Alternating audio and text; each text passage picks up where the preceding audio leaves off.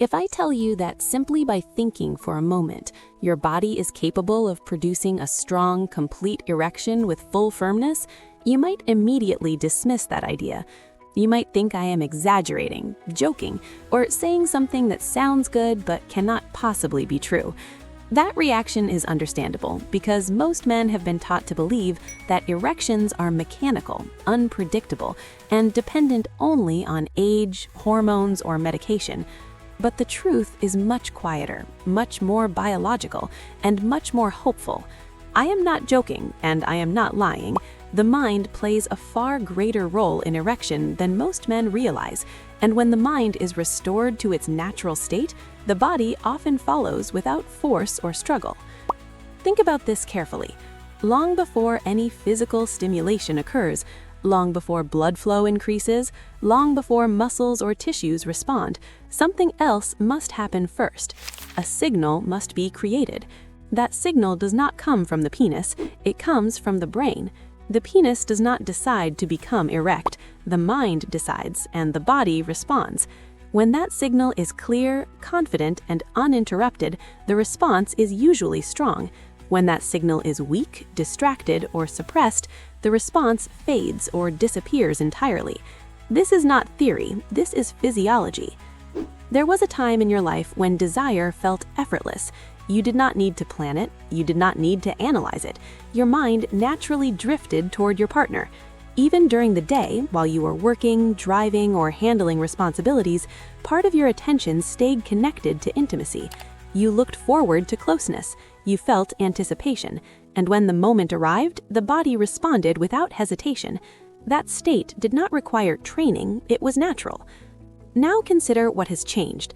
Months pass, sometimes years, and that inner pull is no longer there. You may care deeply about your partner, but the desire does not rise the way it once did. You may want intimacy, but the mind feels distant, preoccupied, or numb. This creates confusion and frustration. Many men assume something is permanently broken, but the truth is more subtle. The desire has not vanished, it has been buried. The question is why? What causes the mind to disconnect from intimacy so completely that even the thought of closeness fails to generate a physical response? The answer lies not in masculinity, not in willpower, and not in aging alone. It lies in the mental environment you live in every day. Anxiety, stress, and depression are not just emotional states, they are chemical states. When these conditions persist, they alter the internal balance of the body.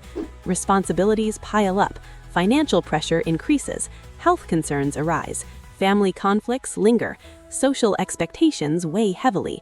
The mind remains in a constant state of alertness, worry, or exhaustion.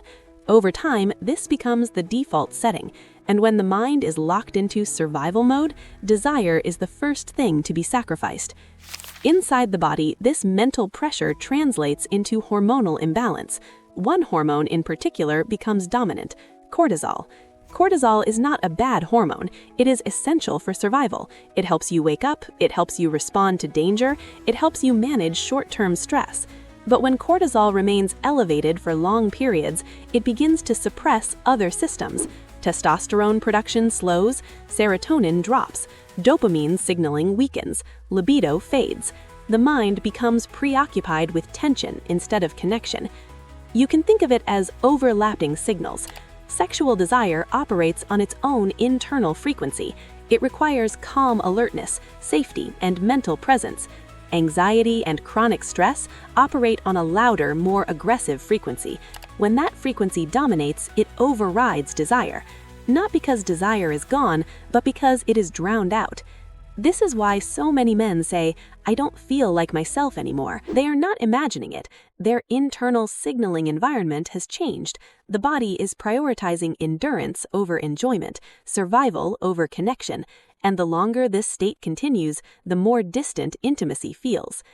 Now, here is the part most men never hear clearly.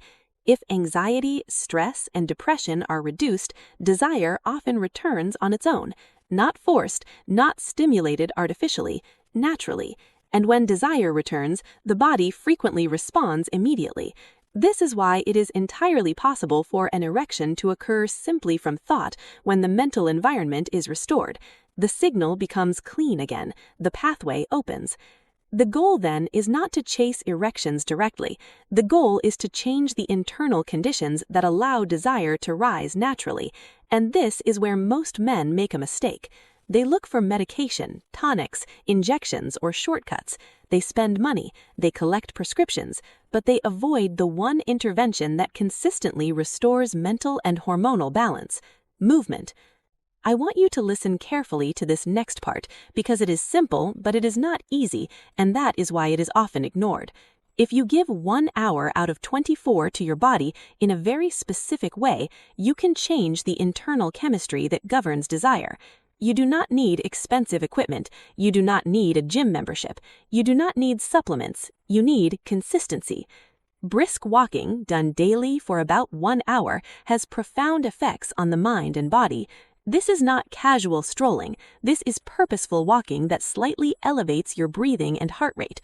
Research shows that brisk walking increases circulation by 30 to 40% compared to resting levels. That increase in circulation changes everything.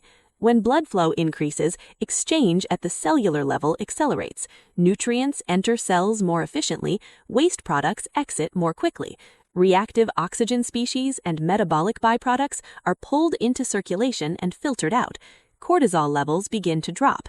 At the same time, the brain responds to movement by increasing serotonin production. Serotonin stabilizes mood, reduces anxiety, and restores a sense of calm focus. As walking continues over weeks, muscle tissue becomes more metabolically active. Testosterone production is stimulated naturally. This is not the sharp spike seen with artificial hormones. It is a gradual, stable increase that the body can maintain. As testosterone rises and cortisol falls, the internal balance begins to shift. Desire becomes audible again. There is another effect of brisk walking that is often overlooked: heat. As the body warms during movement, tissues expand. Blood vessels, including the smallest capillaries, open more fully. Circulation improves not only globally, but locally. This expansion helps clear minor obstructions and improves oxygen delivery. Over time, this enhances responsiveness throughout the body, including in the genital region. As anxiety, stress, and depression decrease, the mind becomes available again. Available for connection, available for anticipation, available for intimacy. The parameter that once suppressed desire now weakens, and desire regains dominance. When that happens, mental signals flow freely. The brain sends clear messages. Blood flow increases where it needs to, and erections return, often without effort. The process does not happen overnight, and that is where many men give up. They walk for a week, 2 weeks, a month. They expect a dramatic change. When it doesn't happen immediately, they stop. But biological systems do not respond to impatience. They respond to consistency. After 2 months, many men notice improved mood and energy. After 3 to 4 months, desire often begins to resurface. After 5 to 6 months, physical response improves significantly. Walking is not just exercise, it is medicine. It lowers blood pressure, it improves insulin sensitivity, it stabilizes mood, it strengthens muscles, it enhances circulation, it reduces inflammation, it extends lifespan, and it restores internal balance in a way no pill can replicate. This does not mean medication has no place.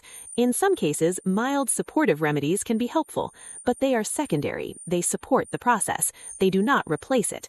Discipline, consistency, and movement remain the foundation. Without them, nothing else works properly. I am not asking you to believe me blindly. I am asking you to test this.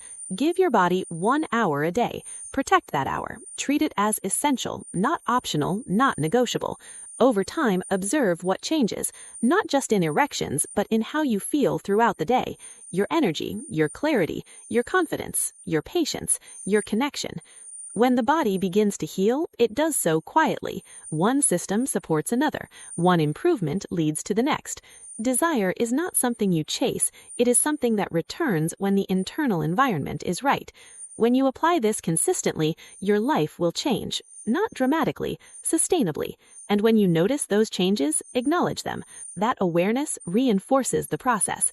If you feel comfortable, share your experience. Hearing that you are applying this and benefiting from it matters. It confirms that understanding leads to action, and action leads to restoration. I am Dr. Iris Amelia.